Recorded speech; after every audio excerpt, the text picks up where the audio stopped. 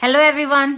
आज आपका सीईटी का नोटिफिकेशन भी आउट हो चुका है, तो जम के पढ़ना स्टार्ट कर दो भाई, हरियाणा वालों कर दो। ठीक है, हमने क्या क्या कर लिया था हिस्ट्री में। हमने सुंग वंश कर लिया था, सुंग वंश के बाद कर्ण वंश कर लिया था। कर्ण वंश के बाद कौन सा वंश स्टार्ट हो गया था भाई? ब्राह्मण साम्राज्य में सातवाहन वंश स्टार्ट हो गया था। कौन सा वंश आ गया था भाई फिर? सातवाहन वंश। मौर्योत्तर वंश के बाद, मौर्योत्तर का मीन्स क्या है? जो मौर्य काल के बाद आया, कौन सा साम्राज्य स्टार्ट हो गया था? ब्राह्मण साम्राज्य। वहां सबसे पहले कौन आए? सुंग शासक आए, उनके बाद कर्ण शासक आए, और कर्ण के बाद कौन आए थे भाई? आपके सातवाहन वंश आया था। सातवाहन वंश के संस्थापक कौन थे भाई? सातवाहन वंश के संस्थापक सिमुक थे। सिमुक ने क्या किया था भाई? सुशर्मा को मार दिया था, जो कर्ण वंश के लास्ट शासक थे आपके, और फिर सातवाहन वंश की स्थापना कर दी थी। इन्होंने अपनी राजधानी किसको बनाया? राजधानी किसको बनाया भाई? प्रतिष्ठान को बनाया। किसको बनाया? प्रतिष्ठान को बनाया। प्रतिष्ठान कहां पर है भाई? गोदावरी नदी के किनारे। ठीक है, महाराष्ट्र में। कहां पर है? गोदावरी नदी के किनारे, महाराष्ट्र पे। देखिए, सातवाहन वंश है, जो इसके प्रमुख शासक कौन कौन थे? पहले तो जिन्होंने इसकी स्थापना की, कौन थे भाई? वो सिमुक। सिमुक के बाद कौन शासक आए? सातकर्णी। सातकर्णी के बाद कौन आए? गौतमीपुत्र। सातकर्णी, गौतमीपुत्र सातकर्णी के बाद कौन बने थे भाई? वशिष्ठिपुत्र। वशिष्ठिपुत्र के बाद कौन आए? पुलुमावी। और पुलुमावी के बाद कौन आए भाई? आपके यज्ञश्री सातकर्णी। कौन आए? यज्ञश्री सातकर्णी। ठीक है, कौन कौन थे इनके शासक भाई? सिमुक, जिन्होंने सातवाहन वंश की नींव रखी। उसके बाद कौन आए? गौतमीपुत्र सातकर्णी। सातकर्णी आए, फिर गौतमीपुत्र सातकर्णी, फिर वशिष्ठिपुत्र आए, फिर पुलुमावी आए, यज्ञश्री सातकर्णी आए। ठीक है, आप एक चीज नोट करोगे, इन शासकों से पहले इनकी माँ का नाम आपको देखने को मिलेगा, जैसे गौतमी, ठीक है, वशिष्ठिपुत्र, पुलमावी हो गया, यज्ञश्री हो गया। ये अपनी माँ के नाम अपने नाम के आगे लगाते थे। ठीक है, इनमें ना एक शासक जो ये सातकर्णी हैं, इनके टाइम का क्वेश्चन आपसे पूछे जाते हैं। इन्होंने ना 2 यज्ञ करवाए थे। 2 यज्ञ करवाए इन्होंने, अश्वमेघ यज्ञ, और 1 यज्ञ करवाया इन्होंने राजसूय यज्ञ। ठीक है, ये आपके क्वेश्चंस पूछे जाते हैं। इनके टाइम पे सबसे ज्यादा क्या पूछा जाता है कि भाई भूदान, भूदान का उल्लेख किस में मिलता है? ठीक है, भूदान का उल्लेख, इनके भूदान का उल्लेख, भूदान का मतलब क्या था? भूमि दान करना। इसका उल्लेख कहाँ से मिलता है भाई? नानाघाट अभिलेख से। कहाँ से मिलता है? नानाघाट अभिलेख से। और अगर एग्जाम में ये पूछ ले कि नानाघाट अभिलेख किस टाइम का है, किन के द्वारा बनाया गया था, तो ये बनवाया गया था भाई आपके सातवाहन शासकों के द्वारा। ठीक है, इसमें क्या उल्लेख किया जाता है कि एक अश्वमेघ यज्ञ होता है इसके अंदर, उसका भी उल्लेख किया गया नानाघाट अभिलेख में, कि एक गांव दान दिया जाता था यज्ञ में। क्या दिया जाता था भाई? अश्वमेघ यज्ञ में एक गांव दान दिया जाता था। इस टाइम पर फिर सोने चांदी के सिक्के भी चले थे इनके टाइम पे। लेकिन जो क्वेश्चन एग्जाम में मोस्टली पूछा जाता है, क्योंकि सोने चांदी के सिक्के तो सब नहीं चलाए थे। ठीक है, मेन जो पूछा जाता है भाई सिक्के में, कौन से सिक्के इनके फेमस थे भाई? शीशे के सिक्के। किस चीज के इन्होंने सिक्के चलवाए? शीशे के सिक्के चलाए। और इन सिक्कों के लिए शीशा कहाँ से आता था भाई? कहाँ से आता था सिक्का? आपके योम से आता था। कहाँ से आता था भाई? योम से सिक्का आता था। और इसके अलावा इन्होंने और किस किस के सिक्के चलाए थे भाई? पोटीन के सिक्के चलाए, कांसे के सिक्के चलाए, ठीक है, सोने के सिक्के चलवाए, चांदी के सिक्के चलवाए। ठीक है, लेकिन मेन क्या है भाई? शीशे के सिक्के। आप योम कह लो, रोम कह लो, बात एक ही है। ठीक है, रोम से आता था। कहाँ से आता था सिक्का भाई इनका? रोम से। और भूमि अनुदान का प्रारंभ भी कहाँ से स्टार्ट हुआ भाई? सातवाहनों के शासक इन्हीं के टाइम पे स्टार्ट हुआ था। जैसे ना यहाँ पे एक पद देखने को मिलता है, कौन सा पद भाई? गोल्मिक पद। एक गोल्मिक पद देखने को मिलता है। ये क्या पद होता था भाई? जो ग्रामीण क्षेत्रों में ये प्रधान लगा लो भाई, ग्रामीण क्षेत्रों के प्रधान हो गए जो उनका प्रशासन कार्य देखते थे। ठीक है, जो गोल्मिक है इसकी खुद की एक छोटी सी सैनिक टुकड़ी भी होती थी। एक छोटी सी सैनिक टुकड़ी का प्रधान होता था। कौन होता था? गोल्मिक होता था। इनके टाइम पे एक चीज और फेमस है भाई, कार्ले का चैत्य। क्या फेमस है? कार्ले का चैत्य। चैत्य ये पढ़े हैं, किस में पढ़े हैं? बौद्ध धर्म और जैन धर्म में पढ़े हैं ना। तो जो इनका कार्ले का चैत्य था वो किस चीज का होता था भाई? बौद्ध धर्म में, जहां आपकी पाठ पूजा होती है। और एक अमरावली शैली का भी विकास इन्हीं के टाइम पे हुआ था। किस शैली का विकास हुआ था भाई? अमरावती शैली का विकास भी इन्हीं के टाइम पे हुआ था। किस चीज का भाई? अमरावती का। और इन्होंने, जैसे आपको है ना एग्जाम में कई बार एक क्वेश्चन देखने को मिलता है कि नॉर्थ इंडिया और साउथ इंडिया के बीच में सेतु का काम किसने किया? यानी कि उत्तर भारत और दक्षिण भारत के बीच में सेतु का काम किन्होंने किया था भाई? उस सेतु का काम भी सातवाहन वंश के शासकों ने ही किया था। इन्हीं को बोला जाता था कि ये सेतु का काम करते हैं नॉर्थ इंडिया और साउथ इंडिया के बीच में। इनके टाइम पे ना दो प्रसिद्ध साहित्यकार हुए हैं। एक हुए हैं हाल और दूसरे हुए हैं गुणाढ्य। कौन हुए हैं भाई? एक हुए हैं हाल और एक हुए हैं आपके गुणाढ्य। जो हाल है इन्होंने क्या साहित्य लिखा था भाई? गाथा सप्तशती। क्या लिखा था हाल ने? कहाँ लिखूं, जगह ही कम बच गई। हाल ने कौन सा साहित्य लिखा था भाई? गाथा सप्तशती। और गुणाढ्य ने कौन सा लिखा था भाई? इन्होंने लिखी थी वृहत कथा। ठीक है, ये इनके इंपॉर्टेंट पॉइंट्स हैं जो एग्जाम में देखने को आपको मिलेंगे। क्या? सातवाहन वंश के संस्थापक कौन थे भाई? सिमुक। इन्होंने अपनी राजधानी क्या बनाई? प्रतिष्ठान, जो गोदावरी नदी के किनारे स्थित है महाराष्ट्र में। ठीक है भाई, इनके राजाओं के नाम क्या क्या हैं? सिमुक हैं, जैसे फिर सातकर्णी हुए, गोमती पुत्र सातकर्णी हुए, वशिष्ठी पुत्र पुलुमावी हुए, यज्ञश्री सातकर्णी हुए। ठीक है, और ये अपने नाम के आगे अपनी माता का नाम लगाते थे। लेकिन भाई ये नहीं है कि अगर माता का नाम आगे लगा दिया, माँ का नाम आगे लगा दिया तो ये मात्र सत्तात्मक था। नहीं, जो इनके उत्तराधिकारी थे वो सारे मेल ही थे। ठीक है, कोई फीमेल नहीं आई, सारे मेल ही थे। तो ये कहना गलत होगा कि ये मात्रात्मक वो था। बस ये अपनी माँ का नाम आगे लगाते थे यहाँ पे। और जैसे सातकर्णी है, इनके टाइम पे ना 2 अश्वमेघ यज्ञ हुए, 1 राशु यज्ञ हुआ। भू अनुदान का भी प्रचलन किन्होंने किया था? सातवाहन वंश ने किया था। और ये हमें कहाँ देखने को मिलता है? नानाघाट अभिलेख में देखने को मिलता है, जो सातवाहन वंश से ही संबंधित है। और नानाघाट अभिलेख में ये बताया गया है कि अश्वमेघ यज्ञ के टाइम पे एक गांव दान में दिया जाता था। अमरावती शैली का भी यहाँ पे विकास हुआ है। और है ना, मेनली इन्होंने जैसे सोना, चांदी, पोटीन और शीशे के सिक्के चलाए थे। लेकिन सबसे ज़्यादा फेमस कौन से सिक्के थे भाई? आपके शीशे के सिक्के थे, जिनका शीशा कहाँ से आता था? रोम से आता था। इनके समय में कार्ले का चैत्य भी फेमस हुआ, जहाँ बौद्ध धर्म के लिए बैठ के पाठ पूजा होती है। ठीक है, इनके 2 साहित्यकार हुए फेमस। कौन कौन से हुए भाई? गाथा सप्तशती। और जिन्होंने गाथा सप्तशती लिखी थी, किन्होंने लिखी थी? हाल ने। और गुणाढ्य ने क्या लिखी थी? बृहत कथा लिखी थी। तो चलो हम करते हैं आगे। और जैसे भाई इनका विस्तार कहाँ से कहाँ तक था भाई? दक्कन क्षेत्र में था। ठीक है, कहाँ कहाँ फला फूला था भाई ये? जैसे 1ली शताब्दी से 3री शताब्दी ईस्वी के बीच में ये फला फूला था। ठीक है, जैसे दक्कन के क्षेत्र में सातवाहनों ने एक शक्तिशाली साम्राज्य की स्थापना की थी। कहाँ कहाँ इनका एरिया देखने को मिलता है भाई आपको?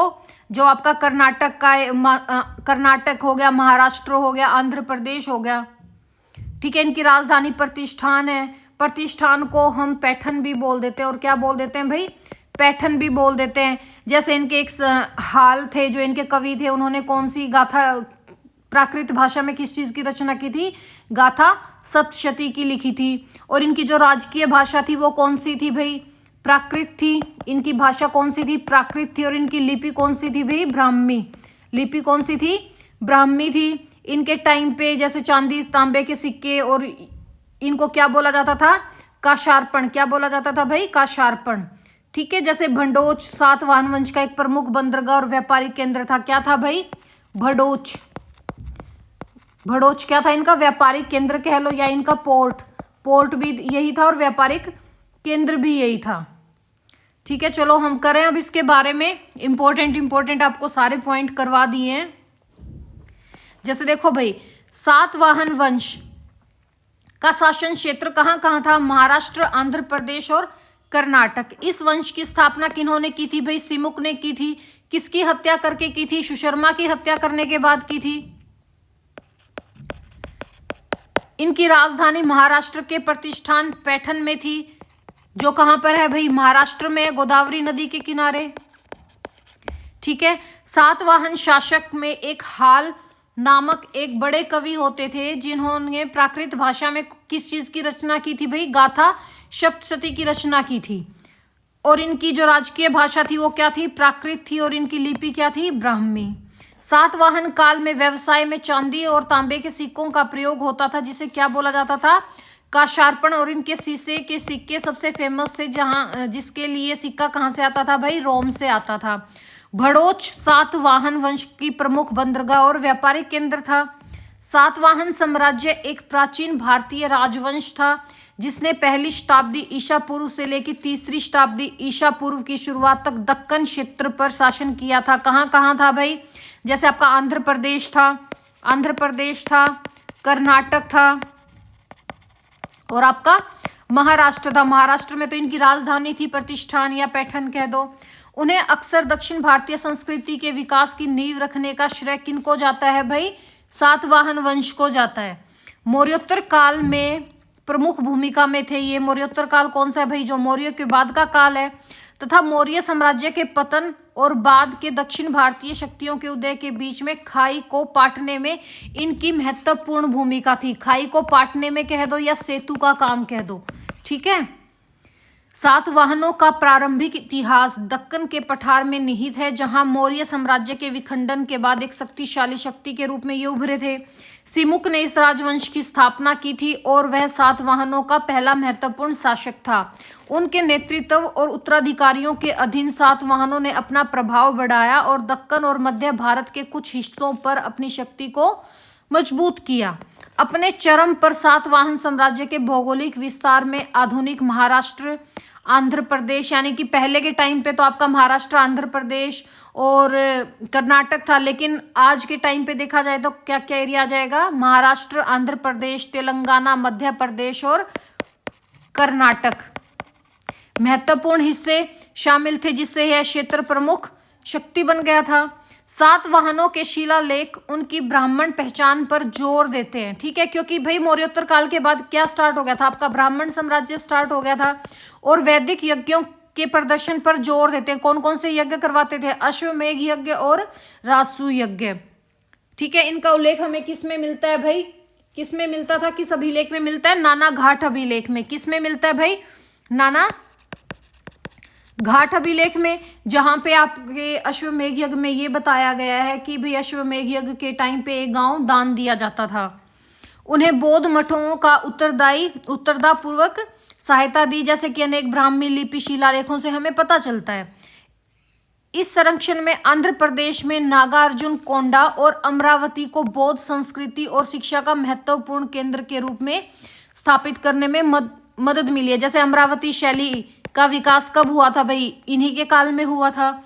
इसके अतिरिक्त सातवाहनों ने दक्कन क्षेत्र और उसके बाहर बौद्ध धर्म के प्रसार को बढ़ावा दिया। सातवाहन काल के दौरान वनों की कटाई और सिंचाई, जलाशयों के निर्माण के कारण कृषि में काफी विस्तार हुआ भाई। ये धान की रोपाई की कला जानते थे, यानी कि आपके धान होते हैं जो चावल होते हैं, चावल की खेती की रोपाई की कला में जानते थे। और कृष्णा और गोदावरी नदी के बीच का एक विशाल क्षेत्र, जिसको क्या बोला जाता था? धान का कटोरा। अगर क्वेश्चन आ जाए कि भाई सातवाहन वंश में धान का कटोरा किस एरिया को बोला जाता था, तो किस एरिया को बोला जाता था? कृष्णा और गोदावरी नदी के बीच के एरिया को। वे अपने कपास के लिए भी बहुत प्रसिद्ध थे। इस प्रकार उनकी ग्रामीण अर्थव्यवस्था उन्नत थी। ग्रामीण में कौन थे भाई आपके? क्या बोला जाता था? जो पद दिया जाता था, कौन सा पद बताया था? आपको बताया था कौन सा था भाई वो पद? याद करो कौन सा था, कमेंट करना आप। कमेंट तो क्या करोगे, लो मैं ही बता देती हूँ। गोलमिक पत्था, जिनकी एक छोटी सैनिक टुकड़ी के प्रधान होते थे। सातवाहनों में सोने का इस्तेमाल बुलियन के रूप में किया होगा, ठीक है, या कुषाणों की तरह सोने के सिक्के जारी नहीं किए होंगे, क्योंकि यहाँ पर ज्यादातर किस चीज के सिक्के मिले हैं भाई, शीशे के सिक्के मिले हैं, जो शीशा रोम से आता था। सातवाहन काल के दौरान शिल्प उत्पादन का खूब विकास हुआ, जैसा कि कोटलिंगला जैसे स्थानों पर पुरातात्विक खोजों और कारीगरों तथा शिल्प संघों के अभिलेखीय संदर्भों से पता चलता है। कौन से एरिया से, जैसे कोटलिंगला है जो एरिया। रोमन साम्राज्य के साथ व्यापार बढ़ा और सातवाहनों ने भारतीय सागर तट पर नियंत्रण करके उस पर अपना प्रभुत्व स्थापित कर लिया था। जैसे एरिथ्रियन सागर के पेरिप्लस में 2 महत्वपूर्ण सातवाहन व्यापार केंद्रों का उल्लेख मिलता है, जैसे प्रतिष्ठान और तगर। कौन कौन से हैं भाई वो व्यापारिक केंद्र इनके, प्रतिष्ठान और तगर, ठीक है। सातवाहनों में मात्र सत्तात्मक सामाजिक संरचना के निशान दिखाई देते हैं। उनके राजाओं के नाम के आगे उनकी माताओं का नाम रखने की प्रथा थी, जैसे गौतमी पुत्र और विशिष्ट पुत्र, ठीक है। रानियों ने अपने अधिकार में महत्वपूर्ण धार्मिक उपहार दिए और उनमें से कुछ रीजेंट के रूप में काम किए। फिर भी मूल रूप से सातवाहन शासक परिवार पितृसत्तात्मक था, क्योंकि सिंहासन का उत्तराधिकारी पुरुष सदस्यों को ही मिलता था। सातवाहन शासक प्राकृत भाषा को संरक्षण देने के लिए प्रसिद्ध थे। और इनकी भाई जो लिपि थी कौन सी थी, ब्राह्मी लिपि थी। उन्होंने आधिकारिक और साहित्यिक उद्देश्यों के लिए संस्कृत के स्थान पर प्राकृत भाषा को चुना। किस भाषा को चुना भाई, प्राकृत भाषा को चुना। प्राकृत के प्रति यह प्राथमिकता क्षेत्रीय भाषाओं और संस्कृतियों को संरक्षित करने तथा बढ़ावा देने के लिए सातवाहनों के प्रयासों को भी उजागर करती है, जिसमें दक्कन के सांस्कृतिक विकास में महत्वपूर्ण भूमिका निभाई, ठीक है भाई। उत्तर पश्चिम दक्कन महाराष्ट्र के कई चैत्य, जो आपको बताया था, कौन सा चैत्य था भाई, कारले चैत्य, कारले का चैत्य। कौन सा चैत्य था, कारले का चैत्य। और मठ ठोस चट्टानों को काटकर बनाए जाते थे। क्या होते हैं भाई चैत्य, जहां पर पाठ पूजा की जाती है, बौद्धों द्वारा, जैनों द्वारा। और विहार क्या होता है, जहां पर इनका ये लगा लो रेस्ट करने के लिए जो जगह होती है। 2 सामान्य धार्मिक निर्माण थे, जैसे बौद्ध मंदिर जिन्हें चैत्य कहा जाता था तथा मठ जिन्हें विहार कहा जाता था। चैत्य एक बड़ा हॉल होता था जिसमें कई स्तंभ होते थे, और विहार में एक केंद्रीय हॉल होता था जिसमें सामने के बरामदे में एक द्वार द्वारा प्रवेश किया जाता था। सबसे प्रसिद्ध चैत्य कौन सा था, कारले का। बिहार भिक्षुओं के निवास के लिए चैत्यों के निकट खोदे गए मठ थे। क्या थे भाई, खोदे गए मठ थे। आंध्र के कृष्णा गोदावरी क्षेत्र में शैलकृत वास्तुकला पाई गई है, ठीक है, अमरावती जैसे एरिया में। यह क्षेत्र व्यक्तिगत बौद्ध संरचनाओं के लिए भी क्या था भाई, प्रसिद्ध था, जिन्हें स्तूप कहा जाता था। स्तूप एक लंबी गोल संरचना होती थी जिसे बुद्ध के अवशेषों पर बनाया गया था। सातवाहन वंश का संस्थापक कौन था भाई, सिमुक था, बहुत बार कर चुके। सिमुक के बाद कौन आए, कृष्ण आए, जिनके अधीन नासिक और तथा उसका राज्य का विस्तार हुआ, जिसे शतकर्णी सातवाहन वंश के तीसरे शासक थे, ठीक है। सिमुक के बाद कृष्ण के बाद शतकर्णी थे। बरार और पश्चिमी मालवा इन्होंने जीत लिया था। कौन कौन सा एरिया, बरार और पश्चिमी मालवा। युद्ध में अपनी जीत के लिए उनके द्वारा अश्वमेध यज्ञ किया गया। प्रारंभिक सातवाहन शासक उत्तरी महाराष्ट्र में स्थित थे। उनके उत्तराधिकारियों ने धीरे धीरे आंध्र प्रदेश और कर्नाटक पर सत्ता का विस्तार किया। मौर्य उत्तर में शुंगों से हार गए थे। शुंग वंश के अंतिम शासक देवभूति है भाई, बूटी क्या है ये, देवभूति की हत्या किन्होंने क्या कर दी थी भी, वासुदेव कर्ण ने कर दी थी। इस प्रकार उत्तर में कण्वों तथा द्वारा शुंगों को हराया गया। हालांकि दक्कन और मध्य भारत में मौर्य मूल निवासी सातवाहन द्वारा हराए गए थे, ठीक है। जो आपके सिमुक थे उन्होंने किसको मारा था, सुशर्मा को मारा था। पुराणों में वर्णित आंध्र सातवाहनों के समान माने गए हैं। किसके समान माने गए हैं भाई, आंध्र। पुराणों के अनुसार माना जाता है कि आंध्रों ने 300 वर्षों तक शासन किया था, जिसे सातवाहन राजवंश को सौंपा गया। गौतमी पुत्र शतकर्णी कब से कब तक शासन किया भाई इन्होंने, 6 ईस्वी से 130 ईस्वी तक को सातवाहन वंश का सबसे महान राजा माना जाता है। उसने शकों को हराया और उसने दावा किया कि क्षत्रिय शासक नहपान को उसके द्वारा नष्ट किया गया था। किसको नष्ट किया गया था भाई? नहपान को। नहपान के चांदी के सिक्कों से स्पष्ट होता है कि जो गौतमी पुत्र सातकर्णी थे वो उनसे प्रतिबंधित थे। उनके अधीन सातवाहन साम्राज्य उत्तर में मालवा से लेकर दक्षिण में कर्नाटक तक फैला था।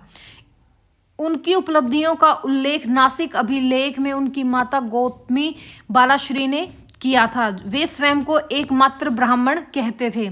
उन्होंने दक्षिणा पथपति की उपाधि धारण की थी। किसकी उपाधि धारण की थी भाई? दक्षिणा पथपति की। वशिष्ठ पुत्र पुलमई कब से कब तक शासन किया इन्होंने? 130 ईस्वी से लेकर 154 ईस्वी तक। गौतमी पुत्र सातकर्णी का तत्काल उत्तराधिकारी था। उसने सातवाहन राजवंश का विस्तार कृष्णा नदी के मुहाने तक किया। उनके सिक्के और शिलालेख आंध्र में पाए गए। इस प्रकार स्पष्ट है कि दूसरी शताब्दी के आसपास आंध्र भी सातवाहन राजवंश के अधीन आ गया था और औरंगाबाद जिले के प्रतिष्ठान सातवाहन साम्राज्य की राजधानी स्थापना की थी। ठीक है, बाद में कौन सी होगी थी भाई? जो औरंगाबाद जिला आपका महाराष्ट्र को बोला जाता है।